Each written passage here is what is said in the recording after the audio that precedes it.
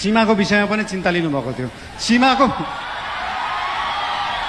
हामीले सीमाको विषयमा बोल्दाखेरि पक्कै पनि जुनसुकै देशसँग सीमाको विषय कुरा गर्दाखेरि उहाँहरूले पनि आफ्नो आपत्ति जनाउनुहुन्छ। आपत्ति जनाउनुभयो, मलाई अचम्म लाग्यो।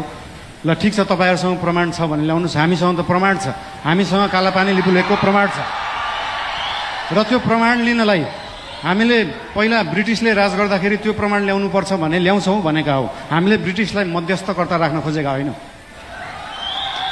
हामी हाम्रो छिमेकीहरूसँग आफै कुरा गरेर मिलाउँछौँ। हामीसँग प्रमाण छ र हामी ल्याउँछौँ, त्यो कुरा गरिएको हो। यसमा आशंका मान्नु पर्दैन। मेरो राष्ट्रियताप्रति कुनै आशंका मान्नु पर्दैन, कसैले पनि मान्नु पर्दैन। र विशेष गरी पार्टीको कुरा गर्दाखेरि पार्टीको महाधिवेशन चल्दैछ आज, भोलि पर्सि। भोलि चुनाव होला र पार्टीको महाधिवेशनमा पहिलेदेखि एउटा हाम्रो संस्कार चाहिँ कता कता बिग्रिएको थियो। पहिला गुट बनाउने, उपगुट बनाउने। एउटा कुरा तपाईँहरूलाई यहाँ हुनुहुन्छ होला, महाधिवेशन प्रतिनिधिहरू हुनुहुन्छ होला, यहाँ केन्द्रीय सदस्य उठ्छु भनेर बस्नुभएका व्यक्तिहरू हुनुहुन्छ होला, पदाधिकारी उठ्छु भनेर बस्नुभएका व्यक्तिहरू हुनुहुन्छ होला। तपाईँहरूलाई एउटा कुरा स्पष्ट के भन्न चाहन्छु भने एउटा राम्रो नेता बन्नलाई, एउटा राम्रो राजनीतिज्ञ बन्नलाई जनताको आस्था, जनताको माया जित्नुपर्छ, कुनै समूहको मायालाई हुँदैन। त्यही भएर समूह बनाउने पछाडि नलाग्नु होला। त्यस्तो बिउ अहिले नै नरोप्नु कि त्यो बिउ भोलि रुख बनेर बिचबाट फाड्नु परोस्। त्यही भएर यस्तो बिउ रोप्ने काम, यस्तो रुख फलाउने कामहरू हामी चाहिँ नगरौँ। हामीले पुरानाहरूबाट यो सिक्नुपर्छ।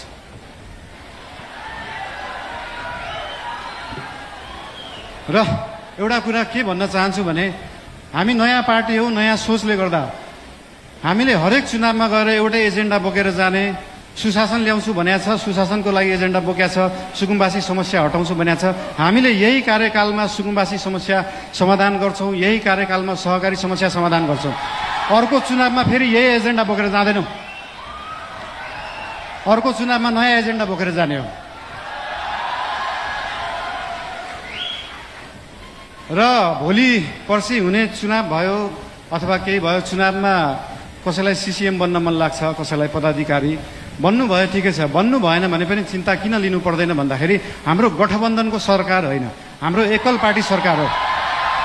र एकल पार्टीको सरकार हुँदा के बुझ्नुपर्छ भन्दा हरेक मन्त्री प्रधानमन्त्री हो, हरेक सांसद प्रधानमन्त्री हो, हरेक पदाधिकारी प्रधानमन्त्री हो, हरेक सिसिएम प्रधानमन्त्री हो, हरेक कार्यकर्ता प्रधानमन्त्री हो, हरेक आस्था राख्ने मान्छे प्रधानमन्त्री हो। भोलि तपाईँले सिसिएम जित्नु भएन, म सिसिएम भएको भए यो गर्थेँ भन्ने छ भने आउनुहोस्, भन्नुहोस्, पार्टीलाई भन्नुहोस्। भोलि तपाईँ सांसद हुन सक्नु भएको छैन, म सांसद भएको भए यो काम गर्थेँ भनेर लिएर आउनुहोस्। तपाईँलाई जे गर्न मन लाग्छ यो पार्टीले गर्छ।